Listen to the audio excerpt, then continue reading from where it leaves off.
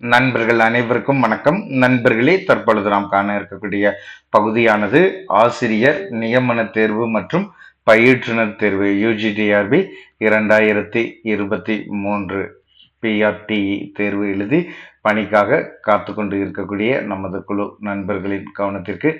இந்த தேர்விற்கான ரிசல்ட் என்பது டிஆர்பியின் சார்பாக மே 18ஆம் தேதி வெளியிடப்பட்டு இறுதி விடை குறிப்பு ஃபைனல் ஆன்சர் கீயும் உங்களுக்கு என்ன செஞ்சுட்டாங்க, விட்டுட்டாங்க.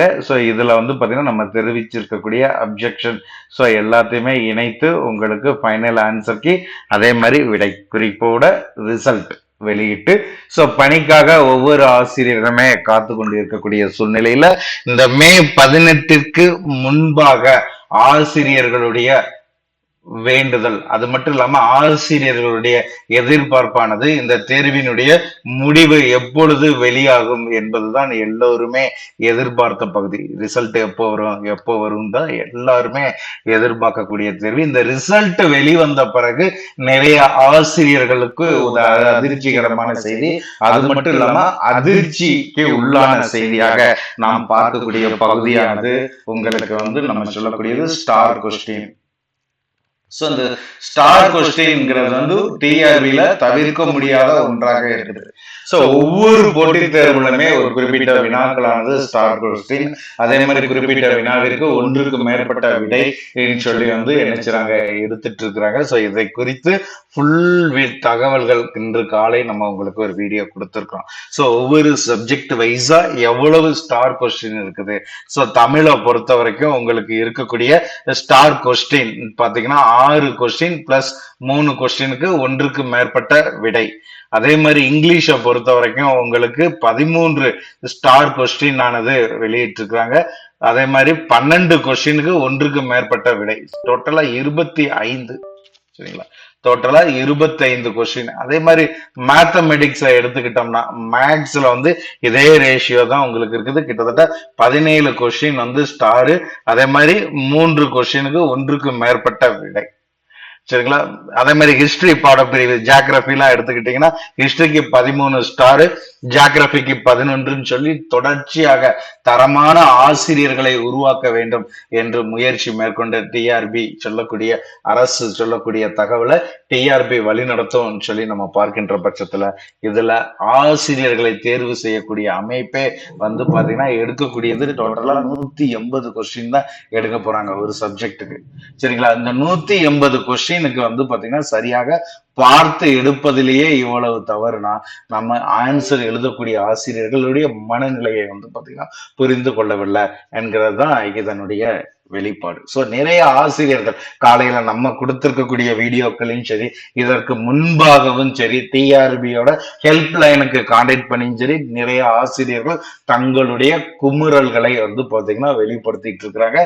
தேர்வு முடிவு வெளிவருவதற்கு முன்பாகவே உங்களுக்கு ஃபைனல் ஆன்சர் கீ பிளஸ் ரிசல்ட்டை எதிர்பார்த்து கொண்டிருந்தார் ஆசிரியர்கள். இப்பொழுது ரிசல்ட் வந்த பிறகு சிவி லிஸ்ட், ஒரு சில ஆசிரியர்கள் பாத்தீங்கன்னா சிவி லிஸ்ட் எப்படி இருக்கும், சிவி லிஸ்டை குறித்த தகவல்ல இருக்கிறாங்க. ஒரு சில ஆசிரியர்கள் பாத்தீங்கன்னா இருக்கக்கூடிய பகுதி நம்மளுக்கு கட் ஆஃப் எவ்வளவு இருக்கும், இந்த கட் ஆஃப்ல நம்ம போயிருவோமான்னு நிறைய ஆசிரியர்கள். இதற்கு அடுத்தபடியாக இருக்கக்கூடிய பகுதின்னு பாத்தீங்கன்னா 2 விதமான ஆசிரியர்கள் இருக்காங்க. ஒன்று பாத்தீங்கன்னா காலி பணியிடங்கள் அதிகரிக்கணும், காலி பணியிடங்கள் அதிகரிக்குமா, ஏன்னா குறிப்பிட்ட காலி பணியிடங்கள் தான் இருக்குது, மீதி காலி பணியிடங்கள் அதிகரிச்சுச்சுன்னா நம்மளுக்கு போஸ்டிங் அதிகமாகுங்கிறது நிறைய ஆசிரியர்களுடைய எதிர்பார்ப்பு. இரண்டாவதாக பாத்தீங்கன்னா இது நிறைய ஆசிரியர்கள் தெரிவிக்கக்கூடியது மறு தேர்வு. ஏன்னா இப்ப கேட்டிருக்கக்கூடிய இந்த வினா என்பது அடிப்படையாகவே பாத்தீங்கன்னா போட்டித் தேர்விற்கான வினாகவே இல்லை. உங்களுக்கு கொடுத்திருக்கக்கூடிய 10 யூனிட் கொடுத்திருக்காங்க. இந்த 10 யூனிட்ல பாத்தீங்கன்னா ஒவ்வொரு யூனிட்டையும் கவர் பண்ணி அந்த யூனிட்ல ரேஷியோ, அந்த யூனிட்ல இருக்கக்கூடிய கண்டென்ட், இதை எல்லாத்தையுமே ஃபாலோ பண்ணாம வினாத்தாள் என்பது முற்றிலும் மறுக்கக்கூடிய அளவிற்கு இந்த வினாக்களானது எடுத்திருக்காங்க. அரசினுடைய நோக்கம் என்பது இனிமே UGTRBல ஆசிரியர்களை தேர்வு செய்வது போட்டித் தேர்வின் மூலம் இப்படிதான் தேர்வு செய்யணுங்கிறத இம்ப்ளிமெண்ட் பண்ணணுங்கிற ஒரே நோக்கத்தோட அவங்க என்ன செஞ்சிருக்காங்க, இந்த தேர்வை முடிச்சு ஆகணுங்கிறத அவர்களுடைய குறிக்கோளாக இருக்கிறதே தவிர ஆசிரியர்களுடைய வாழ்க்கையை யோசிக்கிறோம். நிறைய ஆசிரியர்கள் தொடர்ச்சியாக எழுப்பக்கூடிய கேள்வி. அது மட்டும் இல்லாம தொடர்ச்சியாக வந்து பாத்தீங்கன்னா கமெண்ட் பண்றதும் சரி, நம்மள்ட்ட டவுட் கேட்கறதும் சரி, வெளியில சோசியல் மீடியாக்கள்ல பரவக்கூடிய செய்தி வந்து பாத்தீங்கன்னா மறு தேர்வு, இந்த தேர்வை வந்து பாத்தீங்கன்னா கேன்சல் பண்ணிட்டு மறுபடியும் உங்களுக்கு கொடுத்திருக்கக்கூடிய பாடத்திட்டத்தை அடிப்படையாக வைத்து ஸ்டார் கொஸ்டின்ங்கிறதே இல்லாத அளவிற்கு எங்களுக்கு மறு தேர்வு வேண்டும்ங்கிறது தான் நிறைய ஆசிரியர்களுடைய கோரிக்கை. அதிக மதிப்பெண் எடுத்த ஆசிரியர்களுக்கு சிவி லிஸ்ட் குறித்த தகவல். அடுத்து வந்து பாத்தீங்கன்னா இந்த பார்டர்ல இருக்கக்கூடிய ஆசிரியர்கள் கட் ஆஃப் எவ்வளவு இருக்கும், நம்ம போயிருவோமாங்கிறது. சோ அடுத்து இருக்கக்கூடிய கேட்டகரி காலி பணியிடங்கள் அதிகரிக்கணுங்கிறது ஒரு சில ஆசிரியர்கள் மறுதேர்வுங்கிறது தான் இருக்குது. சிவி லிஸ்ட்ங்கிறது அதிகபட்சம் இனி ஒரு வாரத்துல, வருகின்ற வாரத்துல உங்களுக்கு சிவி லிஸ்ட் வெளியாகக்கூடிய சூழ்நிலையில ஆசிரியர்களுடைய கோரிக்கை என்பது மிக வலுப்பெற்று வரக்கூடியது மறுதேர்வுங்கிறது தான். சரிங்களா? சோ இப்ப இருக்கக்கூடிய சூழ்நிலையில டிஆர்பியினுடைய வினாக்கள் முற்றிலும் மாற்றி அமைக்கப்பட்டது, முற்றிலும் தவறானது. அடிப்படையில் ஒரு ஆசிரியர்களை தேர்வு செய்வதற்கான தகுதியற்ற பேராசிரியர்களை கொண்டு நடத்தப்பட்ட தேர்வாக தான் எல்லாருமே நினைச்சுறாங்க, எதிர்நோக்குறாங்க. சோ அப்படித்தான் வினாத்தாலும் அமைஞ்சிருக்கு, அவங்க கொடுத்திருக்கக்கூடிய விடையும் அப்படித்தான் இருக்கு. சோ ஆனா உங்களுக்கு தேர்வு முடிவு வெளியிட்டு ஃபைனல் ஆன்சர் கீ கொடுத்து, உங்களுக்கு அந்த ஃபைனல் ஆன்சர் கீழ யாருமே கோர்ட்டுக்கு சென்று விடக்கூடாது, அது மட்டும் வழக்கு தொடுத்துடக்கூடாது, மிக விரைவாக இந்த பணியிடத்தை நிரப்ப வேண்டும் என்பதற்காகத்தான் உங்களுக்கு இந்த ஸ்டார் கொஸ்டின்ங்கிறது வந்து பாத்தீங்கன்னா கொடுத்திருக்கிறாங்க. இல்லைன்னா ஒன்றுக்கு மேற்பட்ட விடை தான் கொடுத்திருப்பாங்க. அந்த கொஸ்டினை கேன்சல் பண்றதுக்கு காரணம் என்ன, ஸ்டார் கொஸ்டின் கொடுப்பதற்கு காரணம் என்னங்கும் போது வழக்குகள் வந்து விடக்கூடாது, மிக விரைவாக இந்த பணியிடத்தை நியமிக்க வேண்டும். ஏன்னா கோர்ட்லயுமே அவங்களுக்கு என்ன செஞ்சுட்டாங்க, ஆர்டர் கொடுத்துட்டாங்க, பணியிடத்தை நியமிக்கணுங்கும் போது நம்ம மிக விரைவில் இந்த போஸ்டிங்க போடணுங்கிறதுக்காகத்தான் ஒரு வழிமுறை இல்லாத முறையில ஆசிரியர்களை தேர்வு செஞ்சிருக்காங்க. சோ இந்த ஸ்டார் கொஸ்டின் எல்லாருக்குமே மதிப்பெண் வந்துடும். அது மட்டும் இல்லாம உங்களுக்கு ஒன்றுக்கு மேற்பட்ட விடை குறிப்பு கொடுக்கும் பொழுதும் மதிப்பெண் வந்துடும். அப்ப எல்லாருக்குமே அது பயனுள்ளது தானே என்பதுதான் மற்றவர்களுடைய கேள்வியாக இருக்கும். ஆனா வந்து பாத்தீங்கன்னா இது வந்து முழுவதுமாக கட் ஆஃப் வந்து பாத்தீங்கன்னா என்ன செய்யும், அதிகரிப்பதற்கான வழிமுறையை தான் உருவாக்கும்.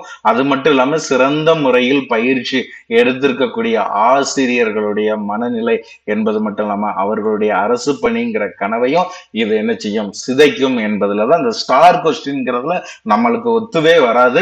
அதுவும் சுபைக்குழுவினுடைய நோக்கமானது ஸ்டார் கொஸ்டின் இல்லாத ஒரு தேர்வாகத்தான் இருக்கணுங்கிறது. அப்பதான் தரமான ஆசிரியர்களை உருவாக்க முடியும் என்ற அரசினுடைய கோட்பாடு டிஆர்பி நடத்தக்கூடிய தேர்விற்கும் ஈக்குவலா இருக்குங்கிறது. சோ இப்ப கிட்டத்தட்ட ஒவ்வொரு சப்ஜெக்ட்ல, இப்ப இங்கிலீஷ எடுத்துக்கிற பட்சத்துல இங்கிலீஷ்ல உங்களுக்கு டோட்டலா 13 கொஸ்டின் வந்து ஸ்டாரு. அதே மாதிரி ஒன்றுக்கு மேற்பட்ட விடை வந்து பாத்தீங்கன்னா 12. சோ டோட்டலா வந்து பாத்தீங்கன்னா 25 வினாக்களுக்கு விடைகள், 25 மதிப்பெண் உங்களுக்கு கிடைச்சிரும். சோ அப்படி 25 மதிப்பெண் கிடைக்கும் பொழுது இதனுடைய கட் ஆஃப் 100க்கு மேல போயிருது.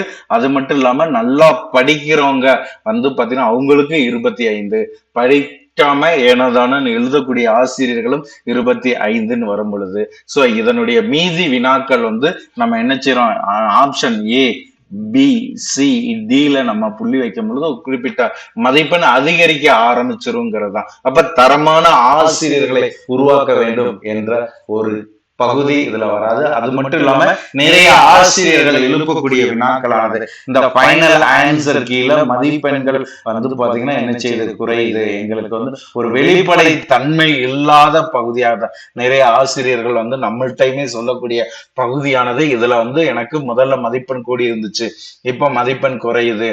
சோ சில ஆசிரியர்கள் நான் தமிழ் எலிஜிபிலிட்டி டெஸ்ட்ல பாஸ் ஆயிருக்கிறேன், தமிழ் கட்டாய தேர்வுல, ஆனா மெயின்ல எனக்கு மார்க் இல்ல, என் பேப்பரை வேல்யூ பண்ணலன்னு தொடர்ச்சியாக பல்வேறு குளறுபடிகளுமே இதுல நடைபெற்று கொண்டிருப்பதனால ஒரே கோரிக்கையாக வந்து பாத்தீங்கன்னா மறுதேர்வு என்பதுதான் அனைவருடைய எதிர்பார்ப்பாக இருக்குது.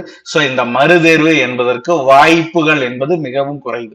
ஏன்னா இப்போதைக்கு இருக்கக்கூடிய சூழ்நிலையில உங்களுக்கு வந்து பாத்தீங்கன்னா ஃபைனல் ஆன்சருக்கு விட்டு தேர்விற்கான முடிவு உங்களுக்கு வெளியிட்டுட்டாங்க. சோ அது மட்டும் இல்லாம இனி ஒரு வாரத்துல உங்களுக்கு என்ன செஞ்சிருவாங்க, இதற்கான சிவி லிஸ்ட், இந்த சிவி லிஸ்ட் எப்படி ரெடி ஆகுங்கிறது ஆல்ரெடி ஒரு வீடியோ நம்ம கொடுத்துருக்கோம். சோ என்ன கேட்டகரியில உங்களுக்கு சிவிக்கு கூப்பிடுறாங்க, உங்களுடைய டீடைல் எல்லாமே அதுல கொடுத்து சிவி லிஸ்ட் தயாராகக்கூடிய பணிகள் நடைபெற்று கொண்டு இருக்கக்கூடிய எல்லாமே டிஆர்பி மேக்சிமம் முடிச்சிருச்சு. அப்படி இருக்கிற பட்சத்துல மறு தேர்வுக்கு வாய்ப்புகள் கிடையாது. அப்போது டிஆர்பி அடுத்து செய்ய வேண்டிய பகுதி என்ன, நம்ம தொடர்ச்சியாக டிஆர்பிக்கு வந்து பாத்தீங்கன்னா அழுத்தம் கொடுக்கிறோம். சரிங்களா, தொடர்ச்சியாக டிஆர்பிக்கு வந்து பாத்தீங்கன்னா அழுத்தம் கொடுக்கிறோம். என்ன அழுத்தம் கொடுக்கிறோம் சொல்லும் போது, இவ்வளவு வினாக்களை தவறாக எடுக்கும் போது மறு தேர்வுன்னு சொல்லி நம்ம அழுத்தம் கொடுக்கும் பொழுது டிஆர்பிக்கு அதிகப்படியான தகவல்கள், அதிகப்படியான கம்ப்ளைண்ட்டுகள் போகும் பொழுது அடுத்த தேர்வுல வந்து பாத்தீங்கன்னா டிஆர்பி இதே போல தவறுகள் இல்லாத தேர்வாக நடத்துவதற்கு ஒரு வாய்ப்பு இருக்குது.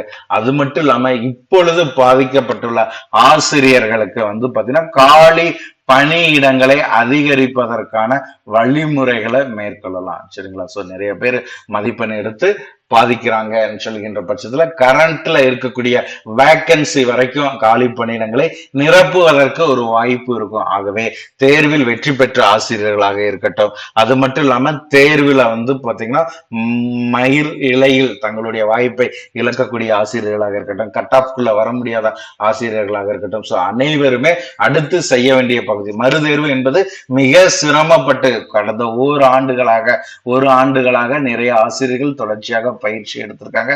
அதே மாதிரி தேர்வு முடிவுகள் வருவதற்கு முன்பு வரைக்கும் அவங்களும் கஷ்டப்பட்டு தான் வந்திருக்கிறாங்க.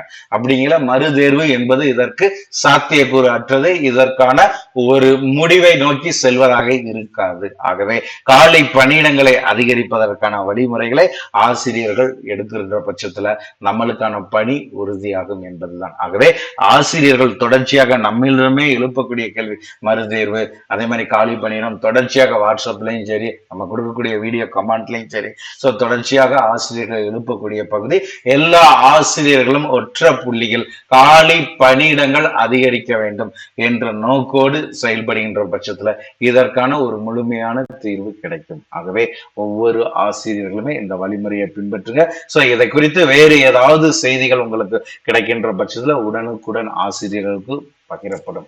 ஆகவே இது போன்ற பயனுள்ள கல்வி தகவல்கள் உங்களுடைய அரசு பணி கனவுகள் லட்சியத்தை எட்டும் வரை அதற்கு தேவையான வழிமுறைகளை சுபைக்குழுவின் சார்பாக உருவாக்கி கொடுக்கப்படுகிறது. வாய்ப்பை பயன்படுத்தி பணியை உரித்தாக்கி கொள்ளுங்கள். நன்றி நண்பர்களே.